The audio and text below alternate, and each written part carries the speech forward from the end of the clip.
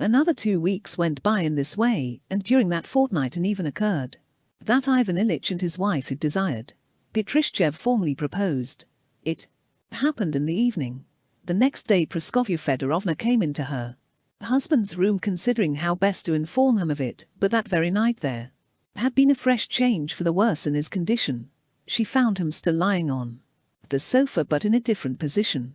He lay on his back, groaning and staring fixedly straight in front of him. She began to remind him of his medicines, but he turned his eyes towards her with such a look that she did not finish what she was saying, so great an animosity, too. Her in particular, did that look express. "For Christ's sake let me die in peace," he said. She would have gone away, but just then their daughter came in and went up to say, "Good morning."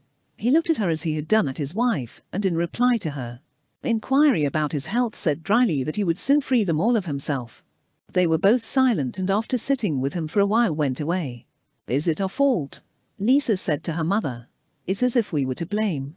I am sorry for Papa, but why should we be tortured?" The doctor came at his usual time. Ivan Ilyich answered yes and no, never taking his angry eyes from him, and at last said, "You know you can do nothing for me, so leave me alone. We can ease your sufferings. You can't even do that. Let me be." The doctor went into the drawing room and told Praskovya Fedorovna that the case was very serious and that the only resource left was opium to allay her husband's sufferings, which must be terrible. It was true, as the doctor said, that Ivan Ilych's physical sufferings were terrible. But worse than the physical sufferings were his mental sufferings, which were his chief torture. His mental sufferings were due to the fact that that night, as he looked at Gerasim's sleepy, good-natured face with its prominent cheekbones, the question suddenly occurred to him, what if my whole life has been wrong? It occurred to him that what had appeared perfectly impossible before, namely that he had not spent his life as he should have done, might after all be true.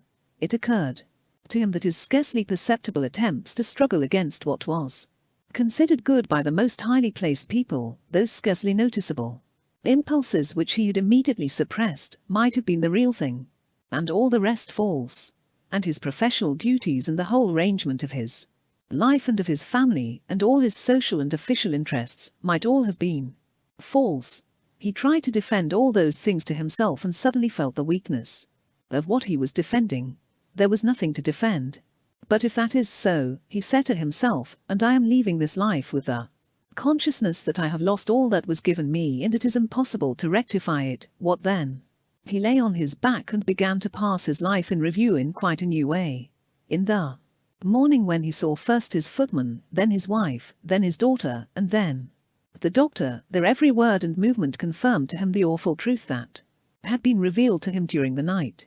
In them he saw himself, all that for which he had lived, and saw clearly that it was not real at all, but a terrible and huge deception which had hidden both life and death.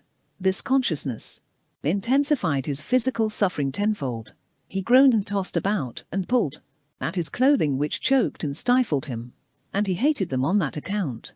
He was given a large dose of opium and became unconscious, but at noon his sufferings began again. He drove everybody away and tossed from side to side. His wife came to him and said, "Jean, my dear, do this for me. It can't do any harm and often helps. Healthy people often do it." He opened his eyes wide. "What? Take communion? Why? It's unnecessary." However, she began to cry. "Yes, do, my dear. I'll send for a priest. He is such a nice man." "All right. Very well," he muttered. When the priest came and heard his confession, Ivan Ilyich was softened and seemed to feel a relief from his doubts and consequently from his sufferings, and for a moment there came a ray of hope. He again began to think of the vermiform appendix and the possibility of correcting it. He received the sacrament with tears in his eyes. When they laid him down again afterwards he felt a moment's ease, and the hope that he might live awoke in him again. He began to think of the operation that had been suggested to him. To live. I want to live, he said to himself. His wife came in to congratulate him after his communion, and when uttering the usual conventional words she added, "You feel better, don't you?" Without looking at her he said yes. Her dress, her figure, the expression of her face, the tone of her voice, all revealed the same thing. This is wrong, it is not as it should be. All you have lived for and still live for is falsehood and deception, hiding life and death from you. And as soon as he admitted that thought, his hatred and his agonizing physical suffering again sprang up, and with that suffering a consciousness of the unavoidable approaching end.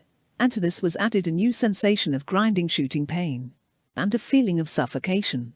The expression of his face when he uttered that yes was dreadful.